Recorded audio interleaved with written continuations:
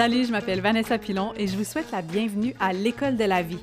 Un endroit, mais pas vraiment un endroit, là, c'est plus comme une émission, un balado, où l'on apprend enfin des choses qui nous sont réellement utiles pour mieux naviguer cette affaire à la fois le fun et bizarre qu'est l'expérience humaine. Bon épisode? Ouais, le bon épisode, je suis pas sûre. Bonjour et bienvenue à l'École de la vie pour un nouvel épisode en compagnie de quelqu'un que j'apprécie énormément. C'est Julie Parent. Julie Parent qui est orthophoniste diplômée. Elle a œuvré dans toutes sortes de milieux, en pédopsychiatrie, en CLSC, en milieu scolaire. Elle a aussi été dans le milieu du livre en tant que coordonnatrice des éditions Passe-Temps. Et elle est très activement suivie sur les réseaux sociaux. Elle a une communauté de 34 000 personnes sur Instagram parce qu'elle offre du contenu, là, miam, miam, miam, miam, miam, miam, miam. C'est comme un bar à tapas de contenu pertinent pour les parents. Elle aborde toutes sortes de sphères du langage, du développement langagier, principalement des tout-petits, vidéos, carrousel. Il y a tellement d'informations sur son compte Instagram. Et aussi, si vous suivez des podcasts sur la parentalité, il y a de grandes chances que vous ayez entendu Julie parce qu'elle est très présente. Elle c'est vraiment, là, elle est animée d'une mission pour outiller les parents pour qu'on devienne les meilleurs vecteurs de développement langagier pour nos enfants parce que souvent, quand on se tourne vers l'orthophonie, on va y aller parce qu'il y a des problèmes. Mais est-ce qu'on peut, en amont de tout ça, créer un terreau qui est fertile pour nos enfants pour le développement du langage? Et surtout, on va parler aujourd'hui, oui, de tout ça, mais du langage de façon un petit peu plus générale. Pourquoi est-ce que le langage, c'est important? Quel rôle le langage joue dans nos vies, dans les différentes sphères de nos vies et comment le développement langagier va avoir un impact sur le reste de la vie? Et là, moi, Julie, je l'écoute dans ses vidéos et je la trouve tellement captivante. Puis moi, ça me fascine. Quand je trouve que des gens sont captivants, je les observe. Je suis un petit peu comme Martine Marois, si vous avez entendu l'épisode avec elle, où elle parlait des grands athlètes qu'elle imitait. Elle regardait leur posture et tout ça, puis elle imitait pour être capable d'incarner ces capacités-là. Puis moi, je regardais les vidéos de Julie, puis j'étais comme elle est tellement bonne pour vulgariser comment ça se fait. C'est quoi sa petite sauce magique? Et là, il y a quelqu'un qui m'a aiguillée en me disant, elle fait pas juste du contenu pour le développement langagier des enfants, mais Julie aussi, elle offre de la consultation pour la prise de parole en public, particulièrement en accompagnant les femmes et particulièrement encore plus les mères qui retournent sur le milieu du travail avec tous les défis qui sont inhérents à la maternité. On retourne au travail, on n'est pas trop sûr de nos affaires, on se sent un petit peu moins sur notre X. Donc, je me suis dit, je pense que c'est le sujet que j'ai envie d'aborder principalement avec Julie. C'est tellement important, la communication, se faire comprendre, être capable de véhiculer nos idées dans cette époque que l'on traverse.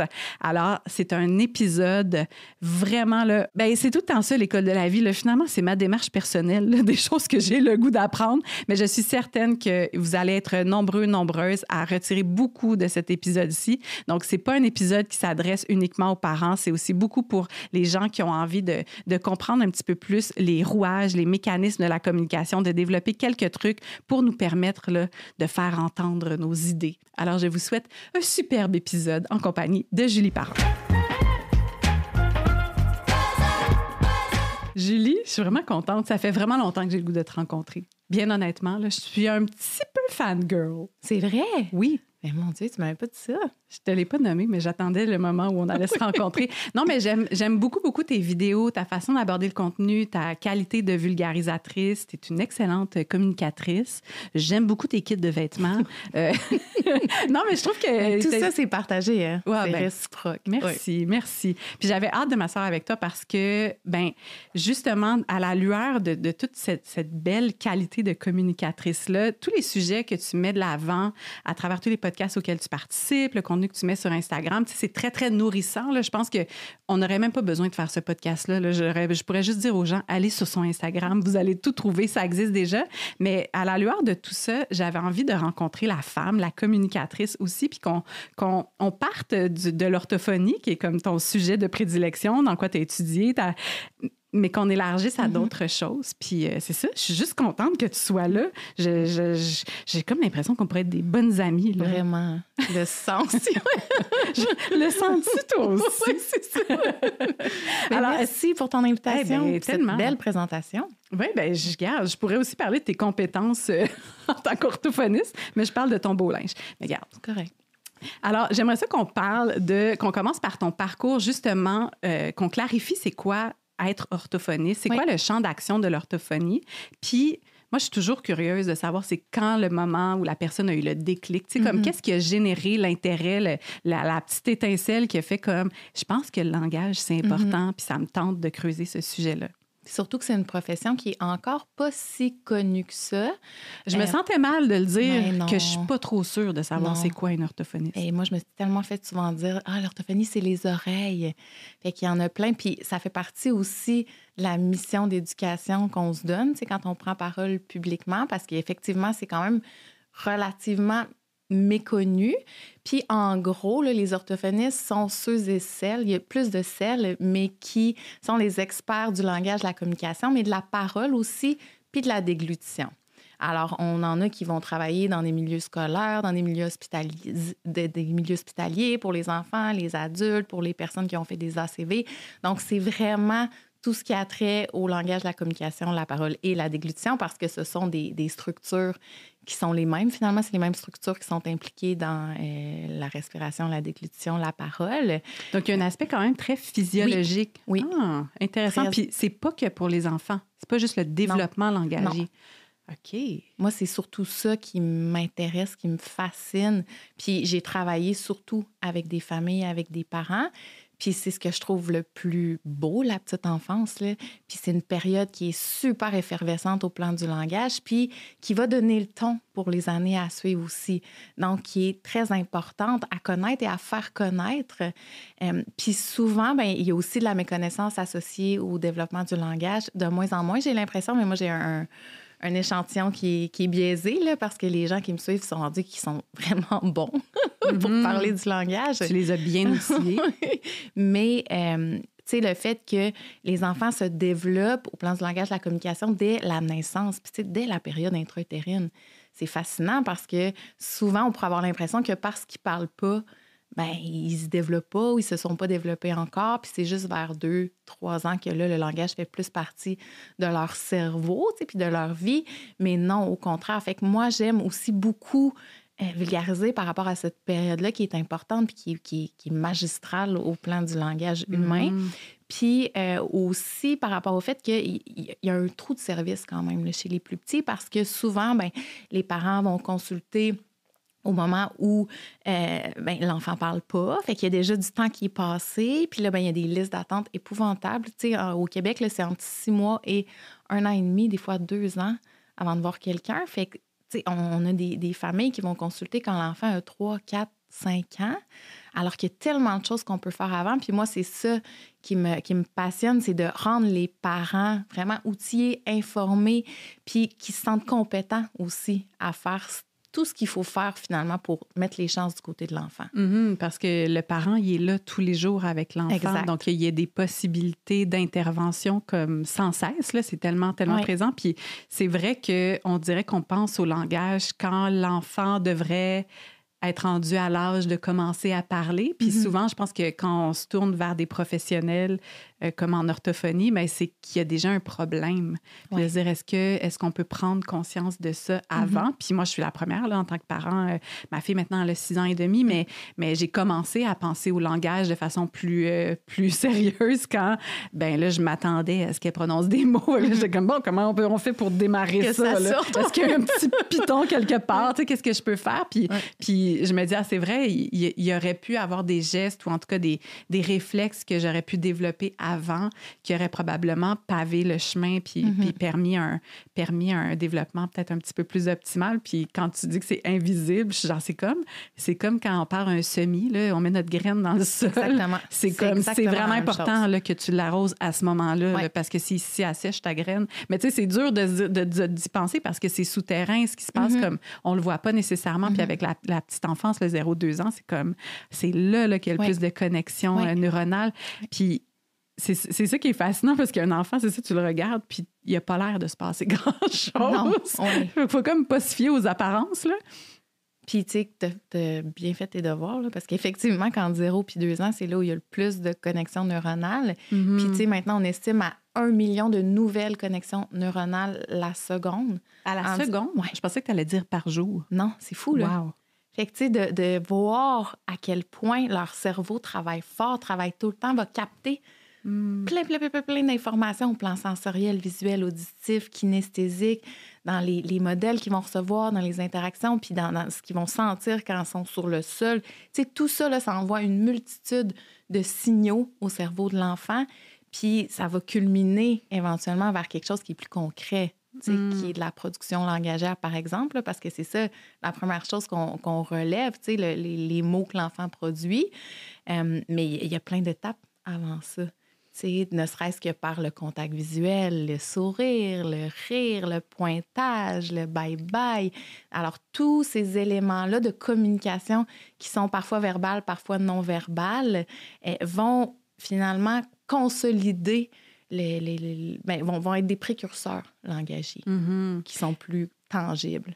Puis là, on parle de production langagère, donc comme produire des mots, parler, mais le langage, disons, de façon plus large, ça comporte quoi, mettons? Ouais. C'est pas juste parler? Non. C'est ça. Le langage, c'est tout ce qu'on comprend puis ce qu'on produit, mais ça implique tous les mots qu'on comprend, les structures de phrases qu'on comprend et qu'on produit, la façon qu'on entre en communication aussi, la façon qu'on initie l'échange, qu'on va maintenir l'échange conversationnel, les tours de parole entre les interlocuteurs, que ce soit avec les adultes ou avec les enfants, c'est quelque chose qui se développe. Puis ton analogie, je fais un petit croche vers ton analogie du jardinage parce que c'est exactement ça.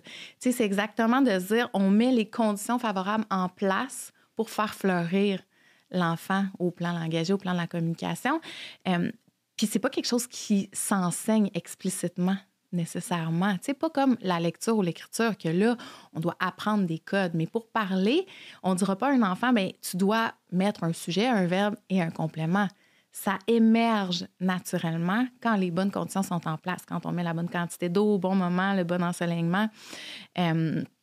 Donc, la façon d'entrer en relation, tout ça, c'est des choses, tu sais, les formules de politesse, le fait de ne pas couper la parole de l'autre, ça fait partie du langage aussi.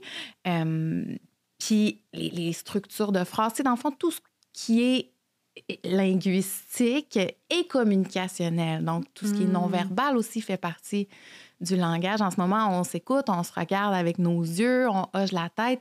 C'est de la communication non-verbale. Puis c'est aussi super important quand on entre en relation avec les autres. Tu sais. C'est pas juste la prononciation des mots. Non, c'est ça. Ça va vraiment au-delà de ça. Puis je pense qu'un des moments où j'ai le plus cliqué avec ton contenu, c'est quand je pense que j'ai saisi l'impact du développement langagier ou l'impact du langage de façon générale dans nos vies. Ouais. C'est sur tellement de plans. On dirait qu'on pense au langage, puis on pense à la communication, puis les relations interpersonnelles, mais ça va bien au-delà. Puis au niveau des... tu sais, moi, on dirait que j'avais une résistance quand on parlait de retard langagier. Puis ça, puis je suis comme, laissez donc les enfants se développer à leur rythme, puis de t'entendre parler, puis de dire, mais non, il y a vraiment... Il y a des effets dans la vie. Tu sais, c'est quoi les impacts, disons, du langage sur les autres sphères de la vie, tu sais. Puis je suis vraiment contente que tu dises ça parce que, tu sais, justement, en orthophonie, c'est une profession de la santé médicale avec un modèle qui est souvent médical. Tu sais, de dire, bien justement, comme on disait, t'as un problème, on va le traiter, on va l'adresser, on va intervenir pour que tu te ramènes le plus possible d'une norme. Puis c'est pas ça qu'on fait, là, mais là, je caricature. Là. Puis des fois, on pourrait avoir l'impression, puis tu sais, j'ai eu ces conversation-là un peu plus philosophique avec d'autres orthophonistes que l'orthophonie de prévention, c'est un peu l'orthophonie de performance. Tu sais, bien là, si l'enfant parle pas, il va finir par parler, puis on sait que ça va émerger. Oui, mais... Tu sais, parce que c'est vrai qu'un enfant qui parle peu ou pas, par exemple, à 2 ans, bien, il va avoir plus de crises. Puis il va être plus intense, puis il va être plus fréquente. Puis on va dire, bien, c'est normal, les crises. Oui, mais si lui est en crise parce qu'il ne comprend pas ce qui se passe ou parce qu'il n'est pas capable de se faire comprendre ou de connecter avec ses figures d'attachement principales ou de faire comprendre ses besoins, tu sais, parce qu'on est là, le langage, on l'a en nous parce que ça sert à quelque chose. Puis ultimement, ça sert à répondre à nos besoins, que ce soit nos besoins sociaux ou émotionnels, socio-affectifs ou plus instrumentaux, là, parce que les enfants vont pleurer puis crier quand c'est des bébés parce qu'ils vont avoir soif, parce qu'ils vont avoir faim, parce qu'ils vont être inconfortables, parce qu'ils vont vouloir connecter. Mais tout ça, c'est de la communication. Puis c'est pour ça que c'est important, justement, de le mettre en contexte de toutes les sphères de vie de l'enfant puis de l'humain gravitent autour du langage, parce que c'est grâce au langage qu'on connecte avec les autres. Puis c'est quand même un de nos principaux besoins en tant qu'humain, là, de connecter avec d'autres humains, puis de se sentir compris aussi. Fait que cette notion-là, cette dimension-là, pour les enfants, c'est super important. Pour les habiletés sociales aussi, pour développer des habiletés qui vont nous permettre d'interagir avec les autres, de se faire des amis. Puis pour la réussite scolaire, éventuellement, le langage dans la petite enfance, c'est un pilier. T'sais. Donc, il y a des corrélations à faire entre comment se développe le langage dans la petite enfance, puis comment l'enfant va évoluer, puis comment il va apprendre la lecture, puis l'écriture, puis ben, la réussite scolaire. T'sais, encore une fois, on pourrait avoir un débat plus philosophique de se dire, oui, mais l'école, est-ce que c'est vraiment bien pensé pour nos enfants? Est-ce que c'est important que nos enfants réussissent à l'école? Mais c'est quand même beaucoup d'aider la personne que de lui fournir des outils pour apprendre, puis de le faire d'une façon qui est plus facile, parce que c'est ça aussi, quand les enfants ont de la difficulté à comprendre ou à communiquer, bien là, tout est pas mal plus compliqué. Leur interaction avec les autres, le développement de leur autorégulation aussi. Tu sais, tantôt, je parlais des crises, mais c'est de ça dont il est question, parce que, tu sais, sans langage, on peut pas penser. C'est ça. Oui. Tu sais, puis la voix intérieure, notre discours intérieur, là, tout ce qu'on se dit dans une journée, on met des mots dessus. Puis si on parlait dans une autre langue, bien, ça serait d'autres mots qu'on mettrait là-dessus, qui représenteraient peut-être des concepts différents. Fait que c'est vraiment les mots qu'on apprend qui nous fournissent du matériel pour penser, puis se forger des opinions, puis comprendre comment on se sent. Puis, tu sais, c'est là où, tu sais, on dit faut nommer comment on se sent, l'introspection, nanana, mais ça prend du langage pour ça. Fait que les enfants, si on veut qu'ils apprennent à s'auto-réguler, puis à se réguler émotionnellement, puis à comprendre comment ils se sentent, puis à maturer au plan émotionnel, ben le langage, ça aide vraiment beaucoup. Mais il y a une question qui émerge à laquelle j'avais jamais pensé avant, là, mais en t'entendant parler, est-ce que les enfants qui n'ont pas encore de mots à mettre sur ce qu'ils sont en train de vivre, est-ce qu'ils ont une forme de langage intérieur pour leur permettre de naviguer ça? Parce qu'on dirait que je suis comme, ben oui, c'est évident, Vanessa, comme tu mets des mots sur les choses qui sont en train de se passer en toi, puis la voix qu'on entend dans notre tête, elle est là. Fait que tu sais, d'être vraiment en conscience avec son discours intérieur, super important pour les adultes, mais effectivement, pour les enfants, on dirait que je suis comme, j'avais jamais pensé à ça dans ma tête, comme ils pensaient pas à leurs émotions, mais comme ils vivent probablement des réflexions, puis il y a de la pensée complexe. Ben, c'est qu'ils se ressentent beaucoup les choses. Tu sais, sont plus dans les perceptions puis dans les sensations, mais c'est sûr qu'ils voient des choses dans leur tête, mais c'est difficile d'identifier à quel âge exactement apparaît le discours intérieur. Mais c'est logique de penser que, puis c'est ce que la littérature dit aussi actuellement, là, que c'est cohérent avec le développement du langage réceptif et expressif. Donc, tu sais, les enfants, même quand ils ne comprennent pas tout ce qu'on dit, moi, j'encourage quand même à l'expliquer avec des mots précis, de différentes façons, puis avec les vrais mots, tu sais, comment on se sent, puis ça résonne quand même pour eux de différentes façons, parce qu'ils comprennent plus que ce qu'ils sont capables de produire aussi. C'est parce que pour en venir qu'à produire les bons mots ou les bons concepts dans les bons contextes, bien, il faut les comprendre. Il faut les intérioriser, il faut les intégrer, il faut les avoir vécus dans différents contextes. Là, je m'éloigne un petit peu, là, mais tu comprends où je veux en venir. Là. Fait que oui, c'est vraiment les mots qu'on utilise souvent avec nos enfants qui vont déterminer une bonne partie de leur discours intérieur. C'est ça. C'est ça. Non, mais c'est important aussi de se dire, on dirait qu'on se tourne beaucoup vers l'enfant, puis on se dit, bon, ben, je vais stimuler la production du langage, je vais faire les bonnes choses, je vais faire le terreau fertile, mais c'est cliché là, de dire que ça part quand même de nous, puis de prendre conscience aussi de ce qu'on nomme, les mots qu'on choisit d'utiliser, parce que ça a tellement un impact. Puis ça demande une conscience de soi comme parent, là, vraiment. De dire comme qu'est-ce que j'utilise comme mot. Puis on le voit, là, les enfants, des fois, c'est comme, mais voyons, ils sortent un mot, puis t'es comme, mais d'où ça sort? Puis là, finalement, ça t'offre un reflet d'être comme, ah ben oui, c'est moi, c'est moi qui dis ces choses, d'accord? Puis il y a tellement de choses qui passent par le langage. Là, ne serait-ce que quand je t'écoute parler, ça me fait penser aux valeurs qu'on véhicule. Puis on y pense pas parce que c'est des trucs qui sont intégrés depuis longtemps, puis des schèmes de pensée qui datent sûrement d'en partie de nos parents, puis de ce à quoi on est exposé. Mais d'en être conscient, ça peut nous aider justement à transmettre nos valeurs. Puis c'est une réflexion que je trouve intéressante à faire. Par exemple, quand on est pressé le matin, puis que notre enfant n'a pas le goût d'aller à la garderie, puis qu'on dit, ben non, il faut travailler. Ben non, moi, j'aime ça, travailler, j'ai besoin de travailler, puis j'ai des engagements envers des personnes, mais c'est sûr que j'aimerais plus être avec toi aujourd'hui. De penser à comment on va transmettre ces valeurs-là qu'on veut voir fleurir chez nos enfants. Là, c'est important aussi. Puis je sais que ça peut mettre de la pression aux parents qu'on dise ça, là, les mots qu'on utilise, c'est vraiment parce que là, on veut pas que les parents se mettent à être hyper vigilants. Mais je trouve que c'est quand même une réflexion qui peut nous aider aussi à être cohérents envers ce qu'on veut transmettre à nos enfants. Oui, vraiment. Il y a quand même, je pense qu'il y a une nuance là, entre être dans l'espèce de performance puis l'immense pression. Puis juste de se dire, est-ce qu'on peut aussi prendre conscience de ce qu'on est en train de faire, puis avoir de l'autocompassion, puis se laisser du lousse, puis que tout le monde, on a nos journées, puis il y a des moments où on est vraiment dedans, puis t'es comme, waouh, ça se passe merveilleusement bien, puis d'autres moments où tu fais, non, mon intervention était vraiment dégueulasse. J'ai une possibilité de me reprendre. Là. Oui, exact. Puis de réparer. Puis le langage peut servir à réparer quand ton intervention est dégueulasse. Puis c'est correct d'être authentique avec nos enfants quand, justement, on trouve qu'on est sorti de notre ligne ou qu'on trouve qu'on n'a pas été patient comme on aurait voulu ou qu'on n'a pas dit ce qu'on aurait voulu dire. Bien, de dire « je m'excuse ». Là, j'étais impatiente pour telle raison. Ça, c'est super apaisant pour un enfant de comprendre ce qui s'est passé. Puis tu parles des interventions comme des interactions parentales comme réussies au niveau du langage, les piliers, la chaleur. Puis ça, je trouvais ça vraiment intéressant de t'entendre parler de ça parce que ça donne comme un petit peu des paramètres.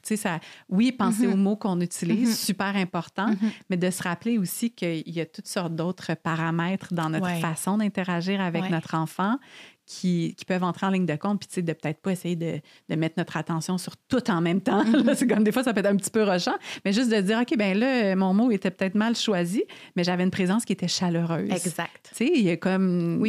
On peut se donner un peu de lousse de cette façon-là aussi. Oui, puis exactement. Puis moi, ça me réconcilie des fois avec les moments où je me sens pas à mon meilleur, où j'ai pas le goût de jouer avec mon enfant, mais qui a besoin de connecter, de dire, une présence chaleureuse, ça compte aussi. Puis c'est une dimension, ça, c'est les 5 dimensions les plus importantes pour le développement du langage, de la communication, mais de plein d'autres choses dans le développement de l'enfant aussi, notamment le lien d'attachement, puis le développement socio-affectif. Puis c'est la sensibilité, la réactivité, la réciprocité, la chaleur et la stimulation. Fait qu'en fait, c'est un peu genre être à l'écoute, répondre. Oui.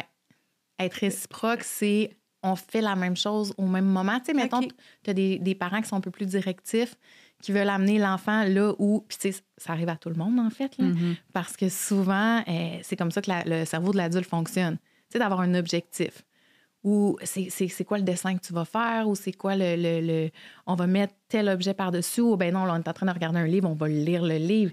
Mais l'enfant, lui, naturellement, va nous montrer ce qu'il a le goût de faire, puis ce qu'il est en train de faire. Puis ça se peut qu'il soit juste en train de tourner les pages d'un livre, puis que ce soit ça qui l'intéresse à ce moment-là. Fait que le fait d'aller dans le même sens que l'enfant, tu sais, d'aller vers un but commun, sans que le but soit nommé, mais qu'on fasse la même chose au même moment, que les tours de parole soient somme toute équilibrés, tu sais, qu'il n'y en a pas juste un des deux qui sont en train de toujours parler. Ça, c'est important aussi. Fait que la sensibilité, réactivité, réciprocité, la chaleur, comme tu l'as dit, le fait d'être chaleureux, d'être affectueux, d'avoir une intonation vocale qui est mélodieuse, qui est en lien avec ce qu'on est en train de faire ou de vivre ou qui est cohérent avec ce que vit notre enfant. Puis la stimulation, bien là, c'est ce qu'on comprend souvent de l'orthophonie, là, justement, d'apprendre des choses, d'expliquer à quoi ça sert un objet X ou d'expliquer un concept, de donner des synonymes.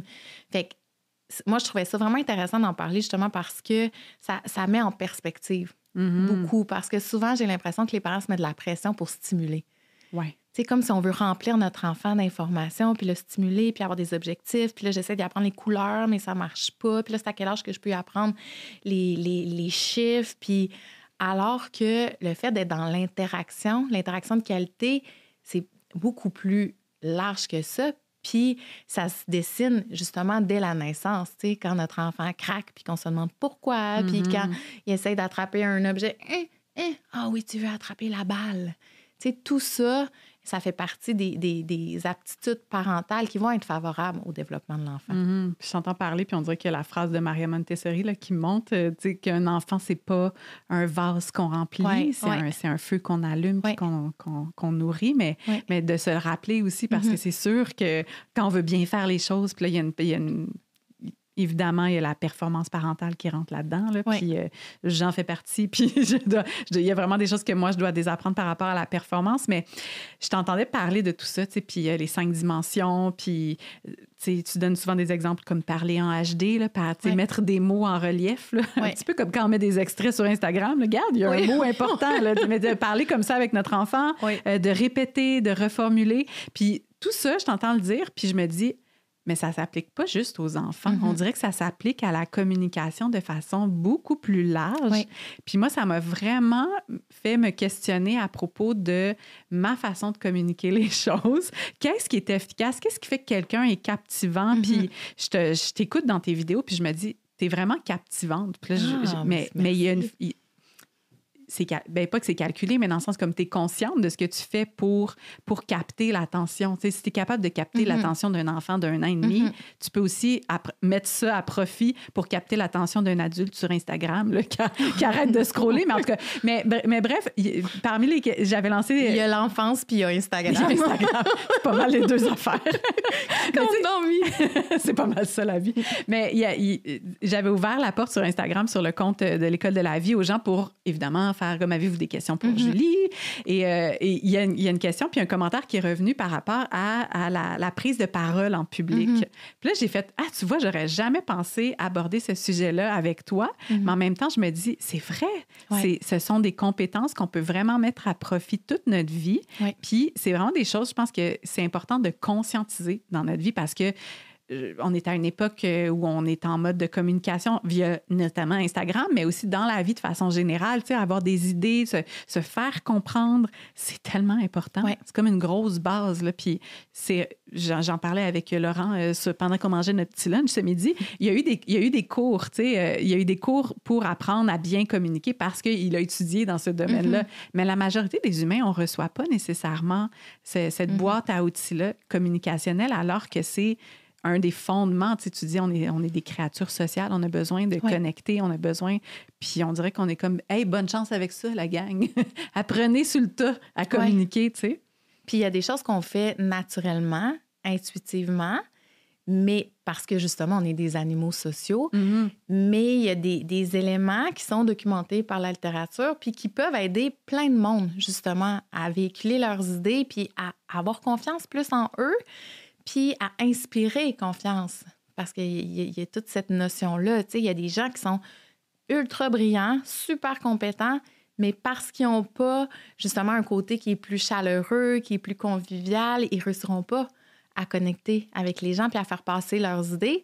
Au même titre où il y a des gens qui sont super familiers, chaleureux, mais ils ne réussiront pas à convaincre de leurs compétences ou de leur crédibilité parce qu'ils ne mettent pas de l'avant ce côté-là, justement, de compétences, puis on est plus dans la chaleur. Puis tu sais, ça, c'est souvent quelque chose qu'on voit chez les femmes. Puis moi, je me suis beaucoup intéressée à ce sujet-là parce que c'est mon travail, mais aussi parce que j'ai beaucoup de mamans qui me consultent, puis j'en ai suivi aussi pour parler en public, tu sais, qui est un service que j'offre, mais parce que le cerveau change beaucoup à la maternité, puis avec les hormones.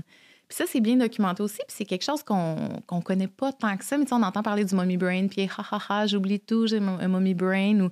Mais c'est vrai que le cerveau se réorganise. Il y a une réelle réorganisation corticale qui se fait parce que c'est l'adaptation. C'est la survie de l'espèce. C'est, maintenant, j'ai peut-être une mémoire puis une attention qui est différente, mais je suis capable vraiment de saisir c'est quoi le besoin de mon enfant, puis je me souviens, il a dormi combien de temps, puis fait qu'il y a une réorganisation qui se fait, mais étant donné que l'attention est un peu impactée, souvent les mères vont avoir l'impression que quand ils retournent sur le marché du travail, ils sont plus efficaces ou qu'ils cherchent leurs mots ou qu'ils ont de la difficulté à garder le fil de leur pensée ou d'organiser leur discours. Puis ça a une incidence sur leur confiance en elles.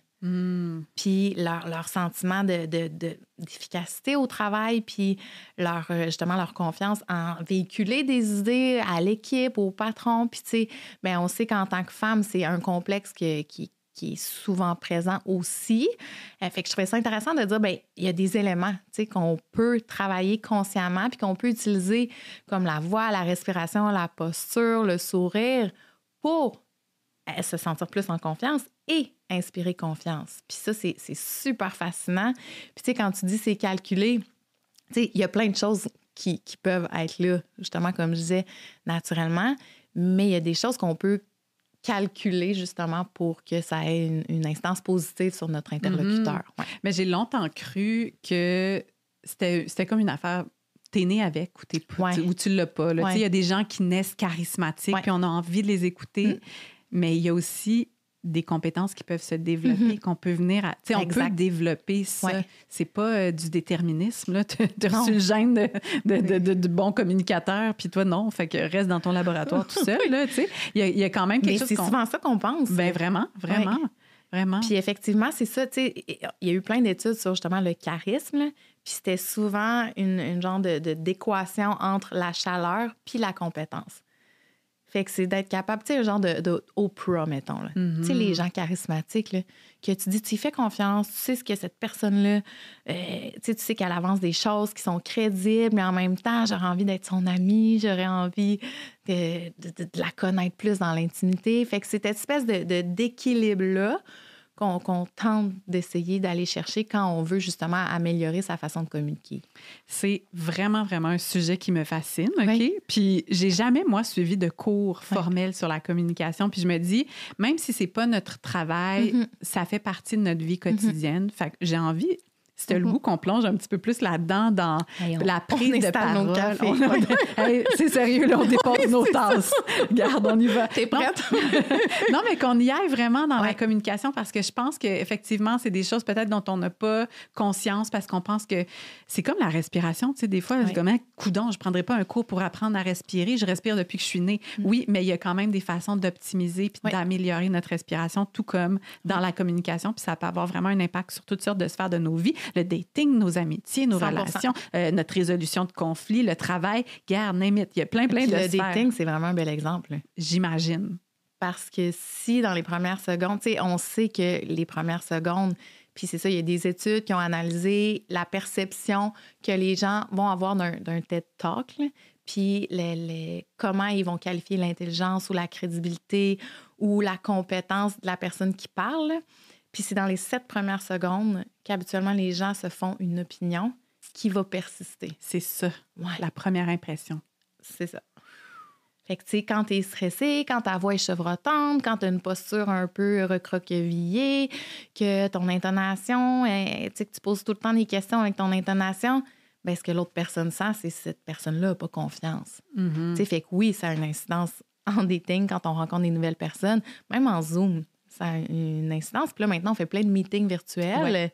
Fait que c'est intéressant de voir comment on se positionne par rapport à ça parce que c'est difficile d'avoir un premier contact humain virtuellement. On n'a pas beaucoup d'infos, là. C'est pas comme en personne. Mais il y a quand même des choses qu'on peut faire qui vont rendre la communication plus chaleureuse, plus inspirante, puis qui vont faire en sorte que l'autre personne va avoir un meilleur feeling. Oui, finalement. même si on est juste dans une petite boîte dans le Zoom. Qu'est-ce qu'on peut faire, mettons? Moi, j'ai lu plein d'affaires là-dessus parce que ça m'intéressait aussi. Je me disais, hey, quelle mauvaise entrée. Ça, c'est mon entrée classique, là, mais comme, excusez, mon micro est fermé. Puis là, comme le moment de cafouillage. Mais mettons là, que c'est un Zoom un peu plus important, là, un meeting auquel je veux, où je veux arriver, là, puis comme faire mes premières 7 secondes, là, puis rentrer. Là. Qu'est-ce que je peux faire, mettons? Sourire. C'est ça. C'est ça. Le sourire, quand c'est un sourire qui est senti, par contre. Si on n'est pas à l'aise et qu'on fait un sourire fake, avec les yeux t'as l'air un figés, peu psychopathe en ça, ce moment. T'as senti. Non, mais c'est vrai, il y a comme un petit malaise, un faux sourire, on dirait que c'est comme, mais voyons. Fait que ça, tu sais, les sourires figés ou fake, puis tu sais, que ce soit en vidéo ou en photo, on est mieux de pas sourire que de faussement sourire. Mais le sourire, là, puis tu sais, quand on demande aux gens, est-ce que cet interlocuteur-là, ce locuteur-là ou la personne qui est en train de faire une présentation est intelligente, c'est le sourire qui va être la variable la plus déterminante. Est-ce que c'est vrai? Ouais. Même si le son est éteint, que ce soit sur mute ou avec le son, si la personne a un sourire qui est contagieux, qui est sincère, les gens vont avoir plus l'impression que cette personne-là est intelligente. C'est fascinant. C'est fou, hein? Oui. Oui. Fait que le sourire, les gestes des mains, c'est super important. Puis en Zoom, Laurent dit oui avec sa tête. D'accord. Puis en Zoom, le fait de montrer sa main au début, puis ça, c'est drôle parce que c'est quelque chose que moi, je fais naturellement, mais après ça, j'ai vu que c'était vraiment bon, fait que je continue de le faire. Mais le fait de montrer sa main c'est encore une fois une question de survie. Tu sais, là, quand tu te retrouvais à l'époque préhistorique avec un autre humain bizarre qui avait ses mains en arrière de son dos, là, tu dis, qu'est-ce qu'il y a? Qu'est-ce qu'il y a? Il me cache quelque chose. Il va peut-être s'en prendre à ma vie, s'il y a une roche ou un fusil. Alors, quand on est en visio, si on ne montre jamais nos mains, c'est awkward. C'est vrai. Puis c'est inconscient. La personne ne s'en rend pas compte, mais il y a quelque chose qui est dérangé à l'intérieur puis qui est comme... Qui limite la connexion humaine puis l'ouverture puis la perception positive qu'on peut avoir des propos de l'autre. Parce que c'est de ça dont il est question. C'est à pareil propos, qu'est-ce qui va faire en sorte que notre idée va être mieux véhiculée puis plus efficace. Donc, les gestes des mains, puis encore une fois, dans l'analyse des TED Talks, c'était les gens, les orateurs qui utilisaient le mieux leurs mains qui étaient les mieux perçus. Fait que, tout ça, c'est une question de dosage aussi, mais c'est quelque chose qu'on voit souvent, que je vois souvent, moi, en consultation, en parlant en public, de, je sais pas quoi faire avec mes mains. Fait que là, il y a comme plein de petits mouvements parasites, mais qui font que tu sens que la personne est nerveuse. Fait que, tu sais, toute l'histoire de la posture aussi. C'est sûr qu'en Zoom, on le voit un petit peu moins, mais c'est vraiment bien documenté que quand on a une posture qui est, un peu comme en yoga, justement, là, quand on fait la posture de la montagne, là, d'être groundé avec les jambes à la hauteur de nos épaules, d'avoir les épaules un petit peu reculées par en arrière, puis d'avoir les bras en ouverture. Mais juste ça, quand on le fait, là, d'abord, on respire mieux. Puis c'est nécessaire de respirer pour parler. Puis on se sent plus en contrôle puis en confiance. Ces postures-là ont une incidence sur notre sentiment de confiance et donc sur la confiance qu'on va inspirer aux autres personnes. Oui, s'il y a une ouverture ici, là, juste au niveau du sternum, là, il y a une ouverture aux idées, mais il y a aussi le fait que j'ai assez confiance. Il y a comme quelque chose dans la confiance. Moi, je fais juste le faire, là, puis je suis comme, OK. Et on le sent, il y a quelque chose dans la proprioception. Exactement. On le sent, là, comme ça change quelque chose en nous, et donc ça change la façon dont on se présente aussi. C'est vraiment une question de proprioception parce que, notre cerveau, on apprend puis on intègre des choses en imitant. C'est comme ça que les enfants apprennent, par mimétisme, avec ce qu'on appelle les neurones miroirs. Fait que le cerveau, c'est comme s'il prenait des photos puis qu'après, il recopie ce qu'il a vu ou entendu. Mais quand on a, par exemple, qu'on ancre une posture de confiance, quand on fait un sourire, même si on ne file pas, bien, c'est comme si ça convainquait un peu notre cerveau, en faisant un ancrage sensoriel, moteur, de l'émotion. Ça nous induit un petit peu l'émotion que cette posture ou cette expression faciale-là nous inspire. Puis ça nous fait libérer aussi de l'ocytocine, de sourire, par exemple. C'est vrai? Juste sourire, ça fait libérer l'ocytocine? Le contact visuel aussi avec les autres, c'est fou, hein? Qui est l'hormone de l'amour puis du bien-être, puis qui est un peu l'antagoniste du cortisol, là. Donc, ça nous détend quand on sécrète de l'ocytocine. Fait que, tu sais, c'est plein de choses comme ça qui sont qui sont neurologiques, finalement, mais qui ont une incidence sur comment on se sent puis comment on fait sentir les autres. Fait que le sourire, les gestes, l'intonation aussi, l'intonation vocale. Puis une erreur qu'on fait souvent, c'est de se présenter en posant une question. Allô, je m'appelle Julie, je suis orthophoniste. Puis juste ça, c'est comme si je posais une question. Versus si je dis allô, je m'appelle Julie, je suis orthophoniste. Tu sais, c'est pas en toute la même vibe, là, puis on a juste changé l'intonation. Fait que, puis souvent, les femmes vont faire ça. Pourquoi tu penses? Comme un manque de confiance ou il y a comme quelque chose dans... Qui va chercher peut-être l'approbation ou il y a quelque chose, je pense, de relationnel là-dedans. Mais c'est documenté qu'on est moins crédible quand on fait ça, puis on comprend pourquoi. Puis même pour négocier, quelqu'un qui va négocier son salaire va avoir plus de chances d'avoir ce qu'il veut s'il l'affirme versus s'il le questionne. Fait que c'est de travailler sur prendre conscience de l'intonation de notre fin de phrase. Quand on se présente, mettons, dans des présentations ou des tours de table. Fait que, tu sais, ça, c'est les cues les plus faciles et efficaces. Tu sais, de sourire, de montrer ses mains, de se présenter en étant affirmé plutôt que pas sûr. Oui. Non, mais ça, dans les premières secondes, c'est comme juste une petite rafale de choses qui peuvent vraiment mettre la table pour le reste de l'interaction. Exactement. Après ça, on peut peut-être un petit peu lâcher, là, puis revenir à notre naturel, parce que là, tu parles de tout ça, puis je suis comme, là, c'est rochant. C'est fatigant. Comment je vais faire pour parler en même temps, de prendre conscience de tout ça? Mais déjà, si juste dans les premières secondes, on porte attention à ces facteurs-là, ça peut, après ça, on peut se détendre, puis on fait, OK, bon, une partie de la job est faite, là. Ils se sont déjà fait leur idée sur qui je suis. Peu importe ce que je fais ou ce que je dis. Il est trop tard. Les dés sont jetés. Mais j'avais aussi entendu parler concernant les visioconférences aussi, la distance par rapport à la caméra et l'angle aussi, ça pouvait changer comment les gens se sentaient par rapport à notre présence virtuelle. Mais c'est sûr que le mieux, c'est de face. Puis quand on est trop loin, ben là, c'est froid puis c'est un peu awkward. Puis quand on est trop proche, ça impose une intimité. Oui. On n'a peut-être pas choisi. Non, c'est ça, qui n'est pas réciproque.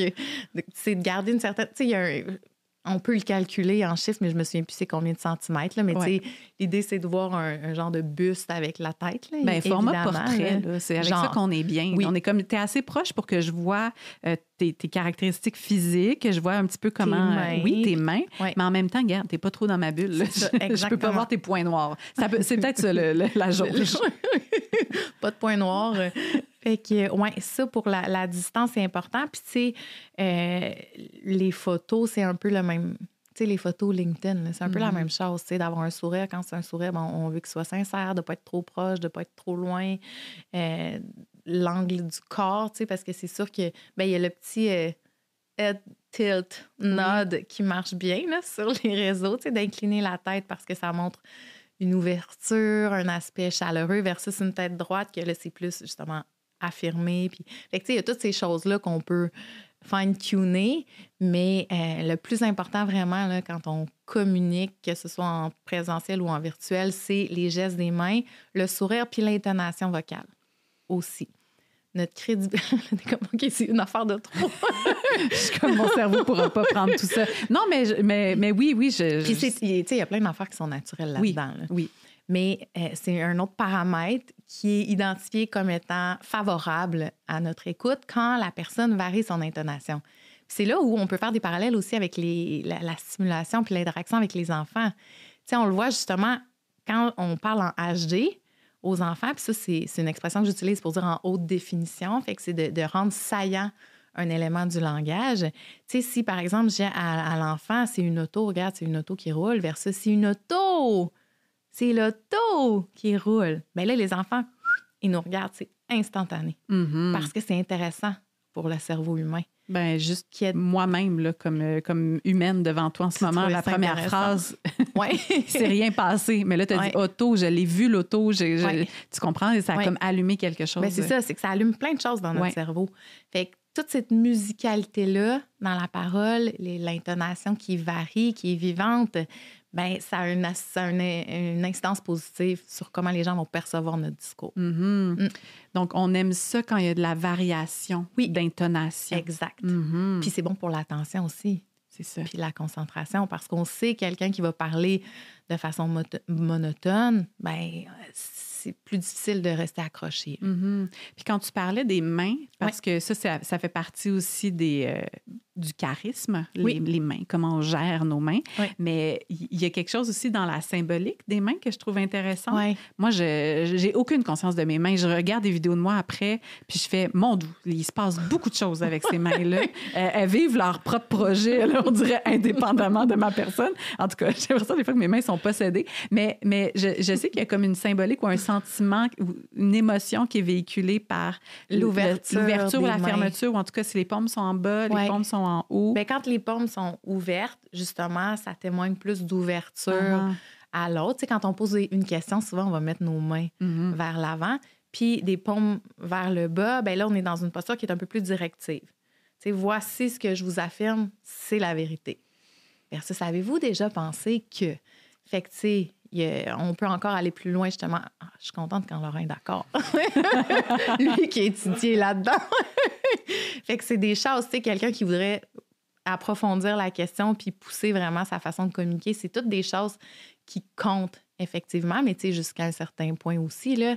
Après, ben c'est une question de rester naturel puis de doser, parce qu'il n'y a rien de plus gagnant, finalement, que d'être naturel. Mais des fois, ça aide les gens à retrouver leur naturel, je trouve. C'est ça. C'est comme, des fois, moi, il y a des gens que j'entends parler dans la vie, très relax. On a une discussion un peu, tu sais, comme ça, naturelle. Puis là, après ça, soit la caméra, on ouvre le micro, on ouvre la caméra. Et là, c'est comme toute une nouvelle version. Ça a-tu fait ça aujourd'hui? Non, pas du tout. Je te rassure. Mais ça arrive parfois. Puis là, je me dis, la belle étincelle qui était là, que j'aime, elle disparaît parce qu'on a cette espèce de préconception ou fausse idée de ce que ça devrait être quand on est en mode de communication puis tout ça. Puis ça nous met en mode vigilance aussi. Oui, c'est ça. Je sens une petite panique intérieure qui fait éteindre le naturel. Puis ça, là, c'est full documenté. Tu sais, la peur de parler en public, c'est la peur la plus répandue. Sur le continuum, il y a les gens qui détestent ça, qui ont une phobie, il y a des gens qui ont peur, il y a des gens qui haïssent ça, il y a des gens qui... Mais c'est rare les gens qui aiment vraiment beaucoup ça. Là. Fait que, tu sais, ça éveille quand même un instinct de fight or flight. Tu sais, puis on a souvent la fantaisie de « je vais parler en public, je voudrais me sauver. » Tu sais, on voit souvent les tours de table, les gens souvent les anticipent, deviennent plus stressés, deviennent avec les mains moites, parce que c'est vraiment quelque chose qui peut menacer notre survie. Tu sais, c'est vulnérabilisant, on peut se faire juger. Puis il y a plusieurs gens qui ont des ancrages négatifs aussi, des ancrages négatifs par rapport à ça. Tu sais, j'ai parlé dans mon groupe en maternelle, puis là, il y a un autre enfant qui rit, fait que depuis ce temps-là, puis ça, on le voit vraiment souvent. C'est comme si les ancrages étaient tellement intenses de ces expériences-là que les gens, après, ont de la difficulté à passer par-dessus. Fait que c'est pour ça que je trouve ça le fun, les petits trucs concrets qui sont des stratégies qui sont vraiment efficaces puis qui nous aident à nous sentir plus en contrôle puis à livrer un message qui est plus efficace aussi. Tu sais, pour essayer de déconstruire un peu, justement, ces ancrages-là, puis parce que l'émotion, elle reste là. Tu sais, on le sait, là, ça s'imprime, là. Le fait de revivre des expériences qui sont positives, d'en vivre plus, puis d'en vivre plus souvent, puis de s'assumer plus dans notre communication, bien, ça fait après que l'alarme diminue, puis que ça devient plus confortable. Qu'on se sent peut-être un petit peu moins menacé ou moins en danger, face à un danger quand on est dans une prise de parole, parce que c'est sûr que les enjeux sont grands, là, la peur du ridicule, la peur d'être rejeté, la peur de...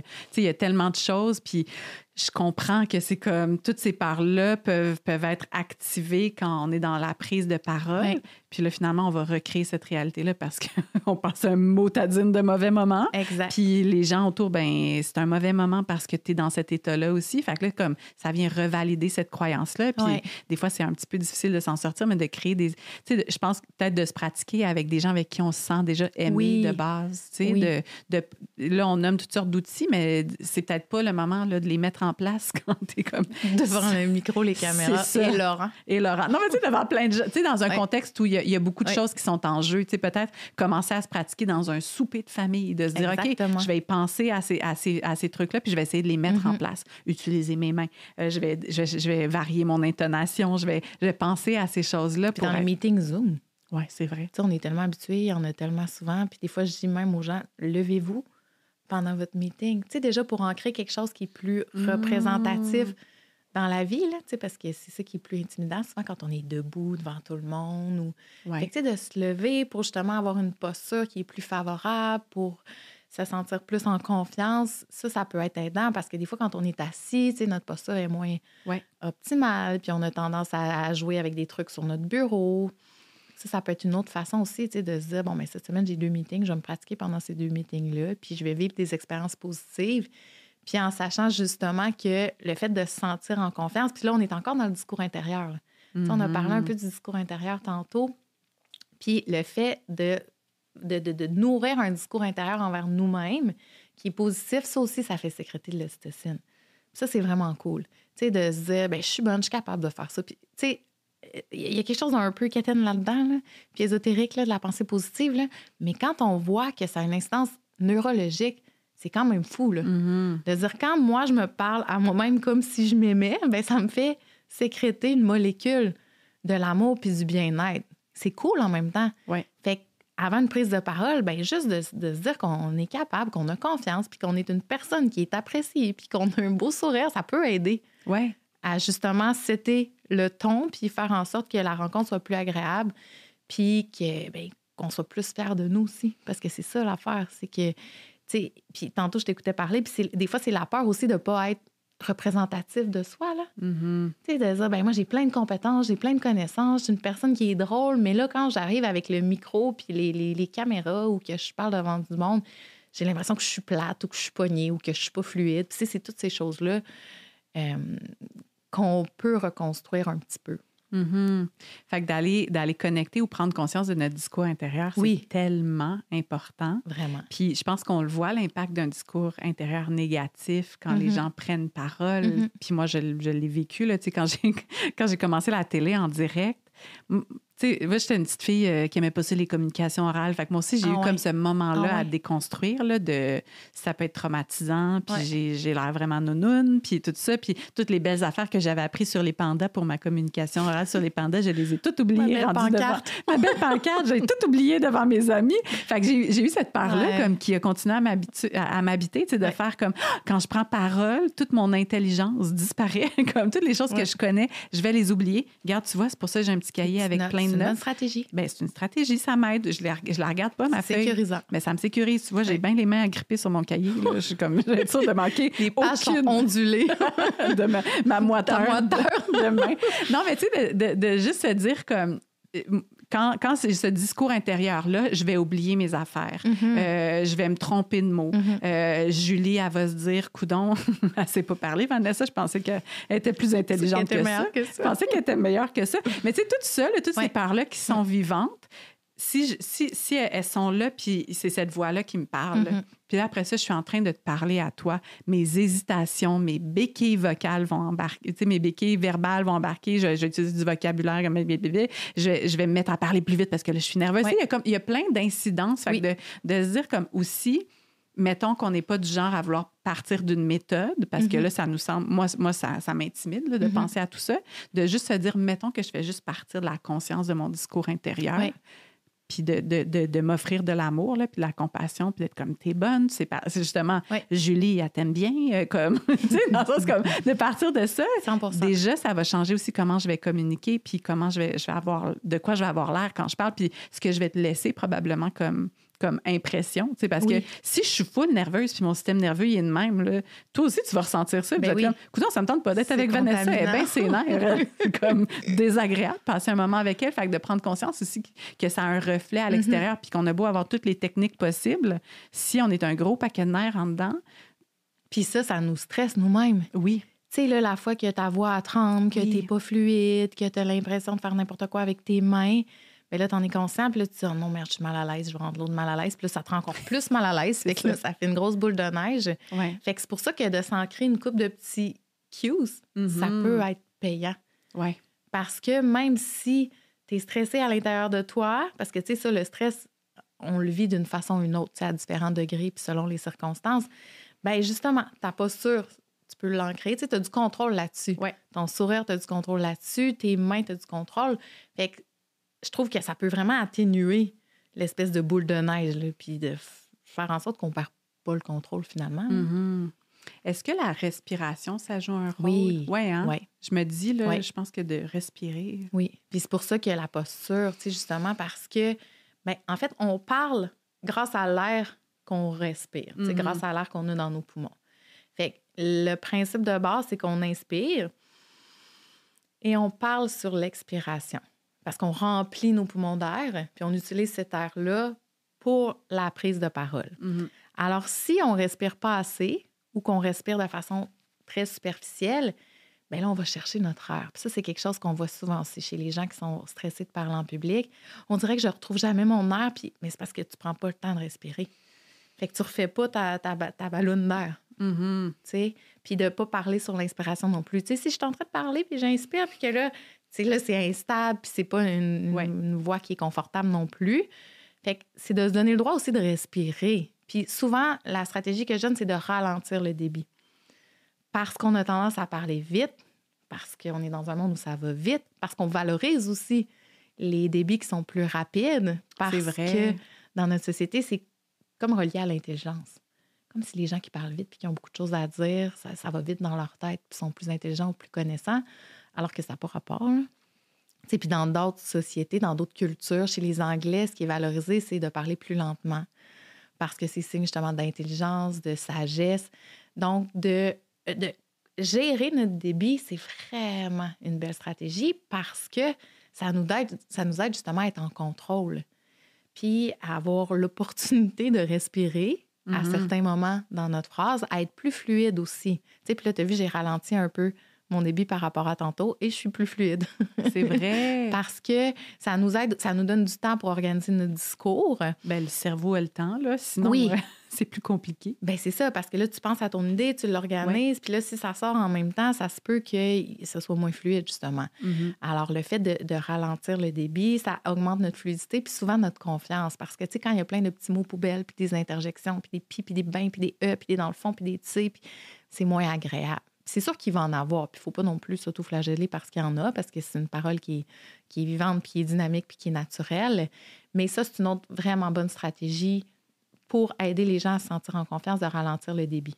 Est-ce que ce serait de prendre des petites pauses, mettons? Oui, exact. Mais parce que moi, je parle vite, je sais, là, mais des fois, juste de m'imposer une petite pause puis de ne pas avoir peur de ce micro-instant de vide, là, qui des fois peut être un peu donner le vertige. On dirait que tu as le temps de prendre conscience que il y a des gens qui m'écoutent. Il y a ce moment-là quand même qui parfois peut être intimidant là, quand il y a un vide. Puis moi aussi, des fois, la petite pause, elle me fait décrocher, là. Oui. Ou elle me fait comme prendre du retard sur l'idée que j'avais déjà, là. Mm-hmm. Mais l'idée, c'est justement de ne pas trop être dans l'hypervigilance non plus. Et c'est pour ça que la stratégie du débit, ça fait en sorte que naturellement, on prend plus de pauses. Donc, c'est plus efficace. C'est quand on se met moins de pression à livrer un message efficacement, rapidement. Puis, tu sais, c'est une crainte aussi qu'on a souvent, là, que ce soit long, que ce soit pas intéressant, ou que les autres décrochent. Mais c'est le contraire que ça fait, en fait. Quand on prend le temps de positionner nos idées puis de véhiculer notre message de façon fluide, bien, souvent, les gens vont nous écouter. Oui. C'est comme si tu étais un chauffeur d'autobus, là, puis qu'on se sentait en confiance. On a envie d'embarquer dans ton autobus. On prend le clos moins souvent. Non, mais c'est vrai, c'est comme, OK, bien, cette personne-là va m'amener quelque part. J'ai envie d'écouter qu'est-ce qu'elle va me dire. Puis j'aime ça que tu m'imagines comme un chauffeur d'autobus. Avec la petite casquette. Là. Non, mais c'est vrai, les premières secondes... Là, je me fais mon idée. Ah, cette personne-là, ça va être un peu ennuyant. Eh bien, cette personne-là est un paquet de nerfs. Ou, cette personne va m'amener quelque part. Et là, j'ai confiance. Mais c'est une belle image. Puis ça me fait penser aussi, tu sais, si on revient à la parentalité, la posture de lead. Oui. Parce que, tu sais, à travers comment, justement, on communique à nos enfants, le calme, puis l'autorégulation des émotions. Donc, puis on le sait, là, c'est un bon défi de la parentalité, là, de se réguler nous-mêmes pour aider nos enfants à se réguler, tu sais, pour les co-réguler. Bien, la voix, c'est payant aussi. Tu sais, parce que quand on crie, bien, puis je suis pas en train de, tu sais, je juge personne qui a crié contre son enfant parce que c'est quelque chose qui arrive souvent, puis qui est normal. Mais au sens où le fait de garder une voix qui est calme, c'est apaisant pour l'enfant qui est dérégulé. Oui. puis qui est déjà en alarme, puis qui est déjà stressé, bien là, s'il voit que son parent, en plus, il est dérégulé, puis qu'il est stressé, puis qu'il parle fort, bien là, c'est comme l'alarme vient doubler. Là. Fait que c'est un autre outil, tu sais, quand on parle de communication, mais c'est un autre outil qui est bon pour nos communications avec les adultes, mais avec les enfants aussi. Oui, bien, il va avoir envie d'embarquer dans ton autobus puis faire « je vais t'écouter, amène-moi quelque part ». Oui, puis tu sais où tu t'en vas. Puis ça, c'est rassurant pour un enfant. Oui, oui. Parce que là, tu parles de la communication avec nos enfants. Oui. Je ne veux pas trop retourner dans tous ces sujets-là, mais je pense que c'est quand même intéressant de dresser un parallèle, parce que aussi tu parlais de la visioconférence, puis les écrans, puis là, tu sais où je m'en vais, parce que c'est un sujet dont tu parles souvent, mais ça faisait beaucoup partie des questions qui ont émergé, puis je pense que c'est un grand sujet de notre époque, parce que, bon, la prise de conscience de notre état, quand on parle à nos enfants, d'essayer de créer un terreau qui leur permet de s'épanouir, puis que tout ça, c'est là. Et en même temps, il y a aussi parallèlement à ça un grand défi qui est la présence des écrans dans la vie de nos enfants, mais aussi dans nos vies d'adultes. Puis je pense qu'il y a quelque chose aussi là-dedans dans notre capacité d'attention, dans comment on a besoin d'être stimulé pour garder notre attention. Il y a toutes sortes de défis qui sont inhérents à la présence des écrans dans nos vies. Je sais que la question qu'on te pose souvent, c'est comme, est-ce qu'on présente des écrans à nos enfants ou on les empêche? Puis comme, je pense que tu es tanné un petit peu de répondre à ça, mais en même temps, ça fait quand même partie des grandes questions qu'on se pose comme parents, puis même comme adultes, comme humain de façon générale, comme c'est quoi l'impact des écrans dans le langage, dans nos communications entre adultes ou entre parents-enfants, comme qu'est-ce que ça a changé dans nos relations puis dans le langage? C'est ça. Il y a comme deux grands domaines là-dedans. Là. Il y a le fait que l'enfant qui est placé devant un écran, ça va avoir une instance potentielle sur son cerveau, son langage, sa communication, puis il y a notre utilisation à nous. Fait que, si on commence par l'enfant, l'enfant qui est exposé de façon précoce, donc en bas âge, dans les premières années de vie, et intense, en grande quantité ou de manière intensive, on sait que ça modifie l'architecture du cerveau. Oui. On parlait tantôt du nombre faramineux de connexions neuronales nouvelles qui se créent chaque seconde, puis que les premières années de vie sont charnières. Un enfant qui est devant un écran, d'abord, il n'est pas en train d'explorer, de toucher, de sentir, d'écouter son parent, d'observer le vent qui fait bouger les feuilles. Donc, c'est comme si on mettait pause sur son développement. Puis, en plus, s'il est exposé en grande quantité, là, son cerveau s'organise différemment qu'un enfant qui va apprendre à communiquer, puis à interagir, puis à observer le visage des gens, puis à grimper, puis à tomber.